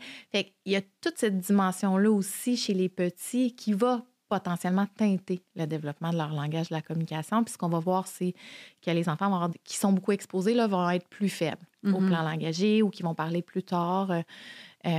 Puis chez les enfants qui sont beaucoup exposés, là, ça a une incidence sur leurs habiletés sociales. Puis tu sais, même des fois, on le voit chez les adolescents, tu sais, le fait d'être souvent devant notre écran, puis les adolescents ou des jeunes adultes, parce que nous, on n'a pas grandi avec ça, mais que le contact visuel, c'est pas toujours initié naturellement. C'est vrai. Puis ça, on le voit beaucoup. Puis la perte de réflexes sociaux. Là. Oui, ouais. Exact. Puis la normalisation d'être en présence d'autres humains, mais pas s'en occuper, puis pas en tenir compte, puis être plus en relation avec notre téléphone. Fait que ça, c'est quelque chose qui fait partie de la communication humaine aussi, puis qui va teinter la façon que nos enfants grandissent inévitablement. Puis après, il y a toute la composante addictive qui est très présente, qui est intense. Puis chez un cerveau d'un tout petit, ça n'a pas le même impact que chez un cerveau d'adulte. Puis, on voit comment nous, on peut être accrochés à nos machines. Alors, on peut s'imaginer qu'un cerveau qui est en construction, ça a une grande incidence sur lui. Fait puis c'est tellement un vaste sujet, puis il y a tellement d'impacts qui sont documentés. Puis, oui, moi, je trouve ça important parce que, justement, l'information ne se rend pas toujours, puis se rend tard. Les recherches scientifiques, ça fait longtemps qu'il y en a sur le sujet là, avec la télé, mais là, on commence à en entendre parler. Puis c'est sûr que ça génère plein d'émotions. Ben oui. Aux parents, de culpabilité, de honte, d'anxiété. Puis c'est toujours l'idée d'en parler de façon empathique. Puis de ne pas vouloir être trop alarmante, mais en même temps, c'est alarmant. Oui, de se dire les vraies affaires. Là. Oui. Fait que, tu sais, c'est important qu'on soit conscient par rapport à cet aspect-là. Puis l'utilisation que nous, on en fait, bien, c'est que, on le dit, les enfants apprennent par mimétisme. Donc, si moi, je suis toujours sur mon téléphone cellulaire, bien, mon enfant, plus tard, va être plus un consommateur qu'un autre. Fait que ça, c'est documenté aussi que le modèle d'utilisation parentale va être un indicateur, quand même un prédictif quand même important de l'utilisation que l'enfant va faire plus tard dans sa vie. Puis, il y a la question de la technoférence parentale. Ça, c'est les interférences qu'il y a dans l'interaction. Tu sais, on est en train d'interagir, puis là, oups, j'ai une notification, ou oups, je regarde mon cell, ou... Puis c'est tellement tentant de le faire, hein? Ben oui. Parce qu'avec un enfant, c'est lent, là. Puis c'est long, souvent, là. Puis là, ben, on a ce réflexe-là, nous, parce qu'on est aussi dépendant de notre téléphone. Puis, tu sais, là, je parle, ça veut pas dire que c'est tout le monde qui est comme ça, là, mais moi, en tout cas, je suis comme ça, puis je sais qu'il y en a beaucoup qui sont comme ça. Puis, tu sais, moi, si j'ai mon téléphone sur moi, puis que je joue avec mon enfant ou que je le regarde jouer, c'est sûr que ça va me tenter 50 fois de le regarder. Mm-hmm. Ou de dire, j'ai-tu ce courriel-là? Ou, faut que j'écrive un message à telle personne? Ou, faudrait que je valide cette information-là. Tu sais, on est dans l'anticipation de quelque chose qu'on doit faire ou aller chercher une recette. Mais ça fait que ça peut interférer avec l'interaction et donc avoir une incidence sur notre sensibilité parentale, notre réactivité. Parce que quand on est là-dessus, bien, on capte moins ce qu'il y a dans notre environnement, notre réciprocité, la stimulation, la chaleur. Fait que c'est pour ça que c'est important aussi, dans notre posture parentale, d'en être conscient, tu sais, sans justement se culpabiliser, parce que là, ça fait partie de la vie. Tu sais, puis, moi, une stratégie que je donne sur mon parent, c'est de le dire à l'enfant quand on va interférer. Tu sais, de dire, là, attends un petit peu, je vais écrire un message à ma sœur parce que je ne veux pas oublier de lui dire, mais je vais être disponible dans 2 petites minutes. Tu sais, de rendre la fonction à l'objet, qui est une fonction qui est instrumentale, qui n'est pas relationnelle. Ah, c'est tellement bon. Fait que c'est ça, là. Tu sais, on ne veut pas que le téléphone devienne un compétiteur dans la relation. Ben oui, dans l'attention. C'est ça, exact. Puis tu le dis, c'est l'attention, c'est notre disponibilité. Puis le téléphone, ce que ça fait chez les petits aussi, tout comme nous, ça va capter l'attention réflexe. Tu sais, quand on le voit allumer, hop, on n'a pas le choix de regarder. Mais ça, c'est des ressources qui sont épuisables. L'attention réflexe? Oui. Tu sais, on n'en a pas à l'infini. Puis quand on est en attention réflexe, on n'est pas en attention soutenue. On n'est donc pas en concentration. Fait que c'est pour ça qu'on veut protéger nos petits d'être en attention réflexe constamment, parce qu'on veut qu'ils soient capables d'être absorbés dans une tâche, de s'engager dans une activité. Puis je dis nos petits, mais c'est aussi nos enfants d'âge scolaire puis nos adolescents, là. Fait que toute cette question-là, puis nous aussi, notre attention dans les relations, tu sais, parce que, tu sais, je veux dire, il n'y a rien de pire que d'être assis avec son chum sur le divan puis d'avoir l'impression qu'on est dans une conversation intime, puis là, tout d'un coup, il prend son téléphone. Tu sais, même pour nous, en tant qu'adultes, c'est un bris de connexion. Mm-hmm. Oui, de se rappeler ça, parce que quand nous, on est absorbé par notre téléphone, on ne le ressent pas qu'il y a un bris de connexion, parce qu'on est en connexion avec peu importe là, ce qui a capté notre attention. On est absorbé, mais là, on ne se rend pas compte. Puis je pense que c'est vraiment plus frappant quand on regarde ça d'un point de vue extérieur. Tu fais, mais c'est d'une tristesse, l'enfant qui va avoir l'attention de son parent, puis l'autre personne qui a un écran, puis qui regarde son écran à la place de regarder son enfant. Puis... Mais quand on est en train de le faire, on s'en rend pas compte. Puis je pense que dans le couple aussi, ça peut être une façon d'être mutuellement, d'être vigilant, puis de se le rappeler dans la bienveillance. Là, mais des fois, on a besoin aussi d'un petit point de vue extérieur pour nous le rappeler là, que c'est ça qu'on est en train de faire, parce que c'est l'attention réflexe, c'est fou, là, comme on ne le contrôle pas. Puis je ne savais pas que l'attention réflexe était limitée. Donc, on ne peut pas en avoir une quantité infinie d'attention réflexe. Bien, puis tu sais, un des principaux stresseurs en milieu de travail, c'est le multitâche numérique. Mm-hmm. Parce que ça devient surchargeant. Oui. Tu sais, de toujours une notification, un courriel qui rentre, un appel, tu sais, ça devient justement stressant, surchargeant. Puis, c'est Sonia Lupien qui a fait des études, une recherche ou une étude là-dessus qui est spécialisée en stress. Puis, elle a écrit un livre là-dessus, justement. Puis, c'est étonnant à quel point, depuis que les gens sont en télétravail, sont plus stressés, alors qu'on pensait que ce serait le contraire. Mm-hmm. À cause du multitâche numérique puis de la surcharge que ça génère. Fait que, tu sais, pour nous aussi, ça a une incidence. Fait que pour nous aussi, ça fait du bien d'éteindre puis de mettre les téléphones de côté. Puis, tu sais, nous, ce qu'on fait le soir, c'est qu'on essaie de le mettre géographiquement ailleurs. Oui. pour qu'on ait le temps de se réguler puis de se dire, ben si j'en ai vraiment besoin, si oui, ben je vais aller dans l'autre pièce. Puis ça n'interférera pas avec mes relations, tu sais, parce qu'on a le droit là, d'aller voir notre téléphone puis de penser à autre chose pendant qu'on est là. C'est correct, puis c'est normal, puis on le sait que ça fait partie de notre vie puis qu'on fait tellement de choses là-dessus. Mais si on se donne des petits mécanismes comme ça qui nous aident à réguler, ben c'est quand même aidant. Bien, juste qu'il soit dans une autre pièce, des fois, ça permet de ne pas être constamment interrompu. Puis de pas... Parce que là, quand tu es interrompu, puis ton attention va à ton téléphone, bien là, des fois, ça arrête, puis tu es avec ton enfant. Mais là, on dirait que tu te dis, coudonc, sûrement qu'il va y avoir une autre chose qui va m'interrompre. Puis là, moi, j'y vais, puis là, je me rends compte que je le perpétue, ce cycle-là aussi. Puis on dirait qu'on tombe dans cette espèce d'espace-là où c'est sans fin, là, puis on s'en rend même pas compte. Puis des fois, on dirait qu'il y a comme une forme d'hypnose par rapport à oui, ça. 100%. C'est tellement intense. C'est de l'hypnose. Donc, on dirait qu'il faut prendre des mesures parfois qui sont un petit peu plus drastiques, genre l'enlever de nos mains. Puis avec les enfants, disons... parce que, bon, on le dit, ça fait partie quand même de nos vies. Oui, regarder des vidéos sur YouTube puis des affaires super, hyper stimulantes, mais qu'en est-il de genre parler à grand-papa et grand-maman via FaceTime ou ça, genre de... Tu sais, est-ce que ça rentre aussi là-dedans? Ça rentre pas dans le temps d'écran, à condition qu'on respecte le niveau de l'enfant, l'âge de l'enfant, sa tolérance aussi, parce que, ça aussi, c'est pas inépuisable. Puis les enfants deviennent un peu, des fois, fatigués ou irrités ou par le contexte de visioconférence. Mais ça, c'est sûr que c'est bon pour garder le lien avec des figures d'attachement qui sont déjà stables. Tu sais, s'il regarde notre collègue de travail, ça sert à rien. C'est pas bon pour lui. Mais si c'est pour parler... de regarder Manon au bureau, c'est pas nécessairement bon.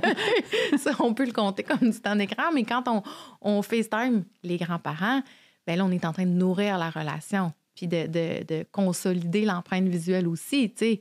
Il voit le sourire de grand-papa puis de grand-maman, quelques tours de parole. L'idée, c'est justement de ne pas le laisser en FaceTime pendant 1 heure tout seul. Tu sais, on accompagne puis on l'aide à gérer les tours de parole parce que les enfants ne savent pas toujours quoi faire en FaceTime. Puis tu sais, ça prend un certain temps avant qu'ils réalisent ce qui est en train de se passer. Que, bien, il n'est pas avec moi présentement, là. Chez elle, dans sa maison, au Lac-Saint-Jean. Puis quand elle va partir, ça peut être violent aussi pour un enfant. Fait que, tu sais, de préparer l'enfant. De dire, tu sais, là, grand-maman est chez elle, puis tantôt, on va raccrocher, puis là, elle sera plus là. Fait que c'est le bon moment pour lui dire bye, pour lui dire que tu l'aimes, bonne journée. Puis c'est toi qui vas peser sur le petit bouton. Fait que, tu sais, de préparer aussi cette transition-là, parce que c'est pas naturel, là. D'être en relation avec quelqu'un qu'on aime, puis tout d'un coup... disparaît, là. Plus là. Ça était là il y a 0.5 secondes. Maintenant, elle n'est plus là. Fait que, tu sais, pour un enfant qui n'a pas nécessairement de repères spatio-temporels, c'est étrange. Fait que de mettre des mots là-dessus, de préparer notre enfant, ben c'est des bonnes choses à faire. Puis quand on sent que l'enfant devient gossant, là, ça, souvent, c'est un signe qu'il faut arrêter. Non, mais tu sais, quand ils sont plus agités ou qu'ils sont plus éparpillés ou que ça devient surchargeant pour nous aussi, là, ben, l'idéal, c'est de clore la conversation. Merci, bonsoir. Non, mais c'est intéressant parce que c'est ça, ça fait partie de nos vies, donc de trouver aussi comment s'adapter, comment l'intégrer de façon peut-être un peu plus saine, de prendre conscience de l'impact, puis c'est ça, de gérer après ça notre culpabilité parentale, puis de faire, OK, c'est inconfortable de me dire que j'ai fait des choix avec lesquels maintenant je suis pas trop bien, puis là, je réalise, puis je ne savais pas nécessairement que cet impact-là sur mon enfant était aussi présent puis aussi intense. Puis, OK, maintenant, comment je peux faire des choix à l'avenir à partir de là?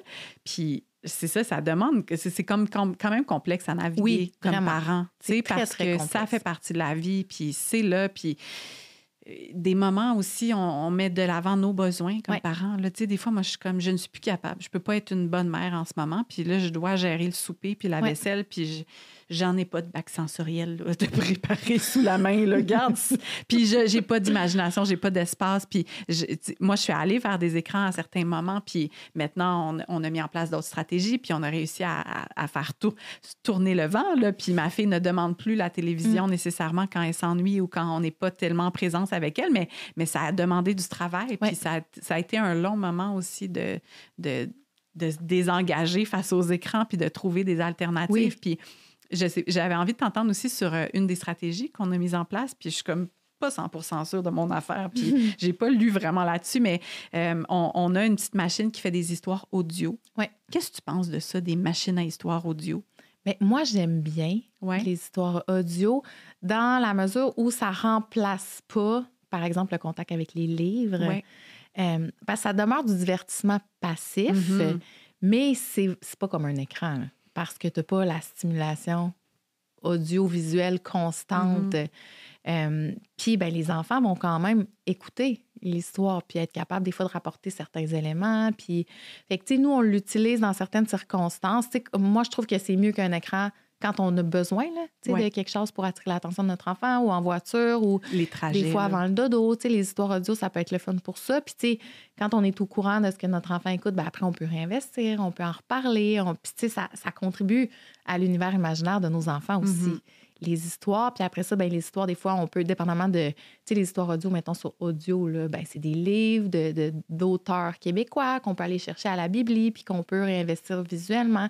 Fait qu'il y a plein de choses qui sont intéressantes là-dedans, dans la mesure où ça remplace pas les livres, puis où c'est dosé, finalement, là, en intensité puis en fréquence. Là.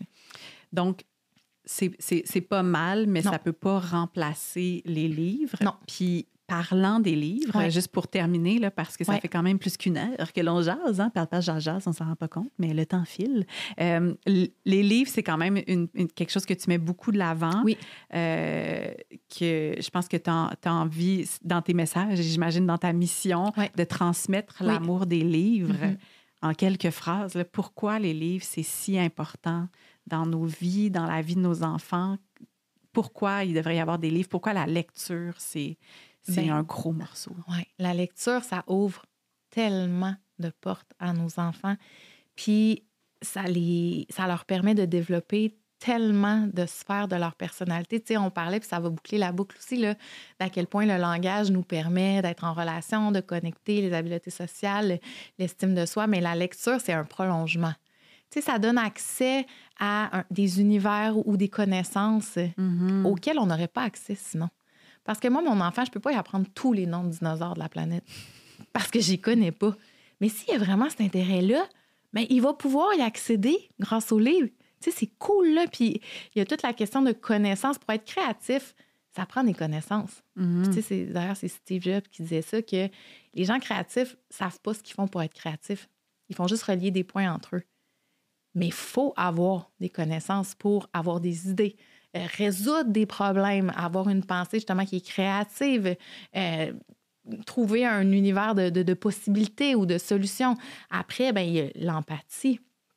Tu sais, les livres, c'est le seul endroit où on est dans le cerveau de quelqu'un d'autre. C'est vrai. Tu sais, dans les émissions de télé ou les films, on présume de. T'sais, on pense que le personnage agit de cette façon-là parce qu'elle est vraiment méchante ou parce qu'elle était fâchée.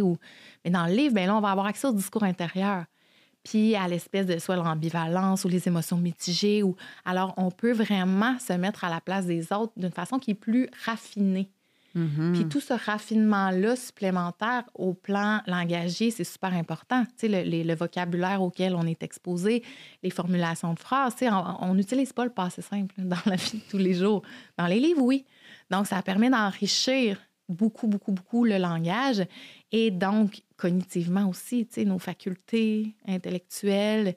Donc, c'est tellement un bel investissement quand les enfants aiment lire, parce que, justement, ça ouvre une multitude de possibilités, puis ça les protège aussi aux difficultés d'apprentissage.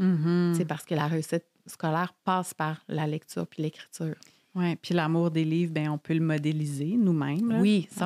En étant avec des livres dans notre maison, en les ouvrant, les manipulant. Oui. Ça, j'ai remarqué ça. Là, chez ma fille, elle est comme, qu'est-ce que tu lis? Qu'est-ce que tu regardes? Ah, je regarde un livre sur la botanique. Puis là, tu sais, finalement, on tourne les pages, puis on regarde les images, puis ça nous donne aussi des occasions de connexion. Mais après ça aussi, je le vois chez elle, elle est comme, oh, ma mère... petit matcha à la main, ça lui tente d'ouvrir un livre. Ben, coudonc, je vais aller me chercher un livre aussi. Un petit matcha. Regarde, elle est bien à côté sur le matcha. Claire, 6 ans, modélise le matcha. Non, mais tu sais, je vois aussi qu'il y a ces moments-là. Puis finalement, elle est comme, ma mère, pour relaxer, elle prend un livre. Oui. Ben peut-être que moi aussi, ça m'aiderait, mettons que je veux un petit moment calme. Puis là, je la vois finalement aller dans son petit coin avec son livre. Ça devient une stratégie de régulation. C'est beau, là. C'est beau de voir ça. Puis c'est tellement un univers, les livres, là, qui s'ouvrent. Tu sais, moi, je vais juste... comme pour enfant... l'imagination. Bien, vraiment. Oui. J'ai grandi à Sainte-Thérèse, là, dans les années 90. Là. Je veux te dire qu'il ne se passait pas grand-chose. Ça ne stimulait pas beaucoup l'imaginaire.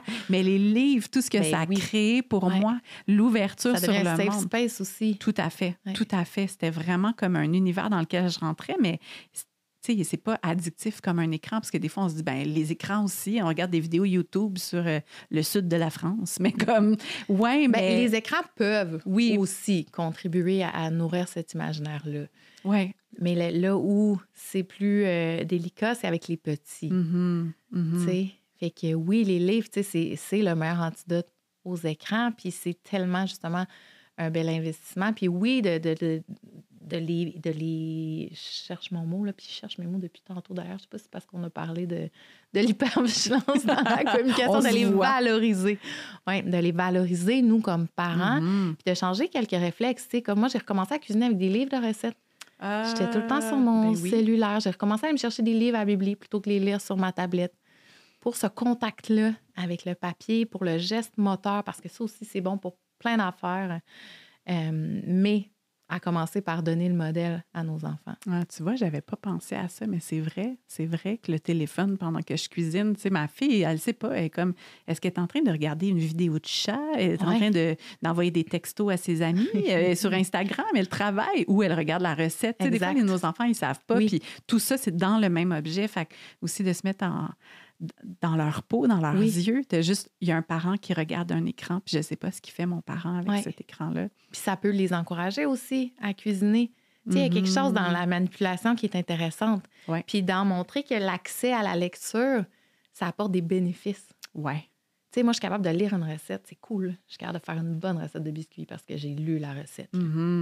Fait que, tu sais, tout ça, là, de valoriser ce à quoi on accède grâce à la lecture puis à l'écriture, c'est super riche pour nos enfants. Puis tu parlais que ton enfant se régule grâce aux livres. Puis nous, la semaine passée, moi, Auguste, il y a 3 ans, puis il nous a dit à la garderie, parce qu'il dort pas toujours à la garderie, parce qu'il fait pas toujours la sieste, mais quand il fait dodo à la garderie, ben il se raconte des histoires, mais pas avec sa bouche. Il nous a dit qu'il lisait des livres, mais pas avec sa bouche.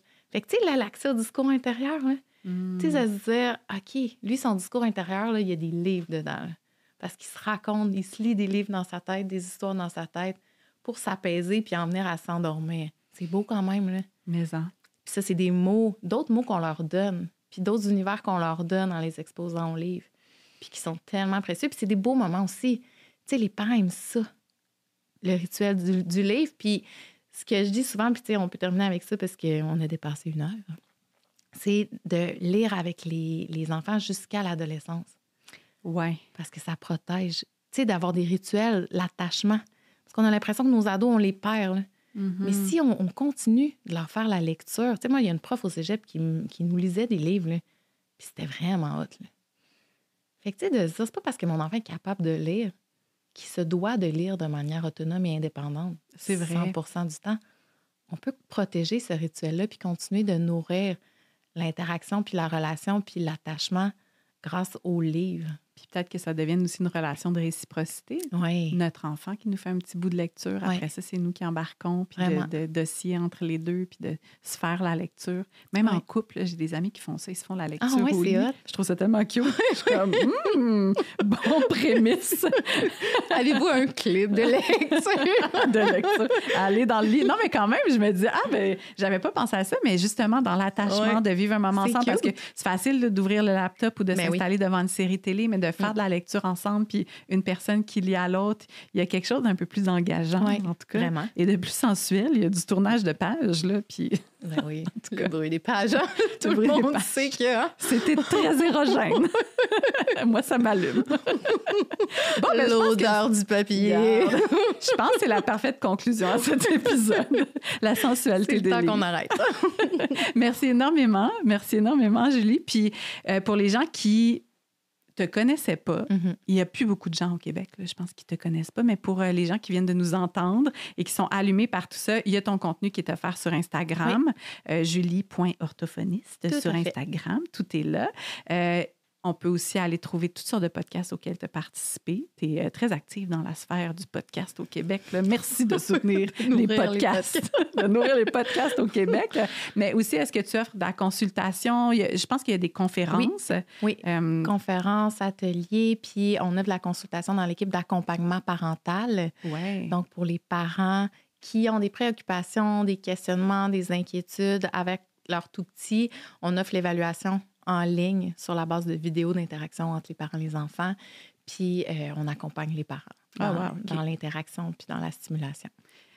Et là, j'ai ouï dire qu'il y avait un livre aussi qui était à venir, mais comme là. Oui, c'est parce qu'on est au printemps. Là. C'est ça, ça s'en vient. OK. Donc, un livre qui va porter sur les écrans. Oui, mais ça, c'est un... OK, on va le couper ce bout-là. On le dira pas. Non, mais ça ne sera pas diffusé là. Ça va être sûrement annoncé. Si tu sors ça en avril... Oui, ça va sûrement être annoncé fin mars. Ah oui, l'épisode va sortir après ça. Après? Oui. OK. Fait qu'on le dit-tu? Ben, si ça sort en avril, on peut le dire. Oui? Oui. OK, ben d'abord, je le dirai pas. OK. Excuse-moi, j'ai une prise de décision. Juste pour être sûre. Non, mais je pense que ça va être là. Mais regarde, on va le faire sans. OK. Donc, il y a un livre qui est à venir, qui est à paraître. Oui. Donc, on va suivre ça. Mois d'avril, OK. Tu vas nous annoncer ça. J'en reparle sur Instagram. Yeah! Bien, merci de faire ce travail-là qui est vraiment précieux pour les parents, de nous outiller puis de nous offrir aussi cette occasion-là de se pencher sur le langage puis sur tous les impacts que ça a puis d'être le parent qui a confiance en lui, en elle, pour justement être cette présence-là pour nos enfants, d'offrir le terreau fertile. Fait que merci beaucoup. Moi, en tout cas, j'en ai vraiment bénéficié de ta présence en ligne. Ah, mais je suis contente. Merci à toi pour ton intérêt, ton invitation, puis ton travail. Hey.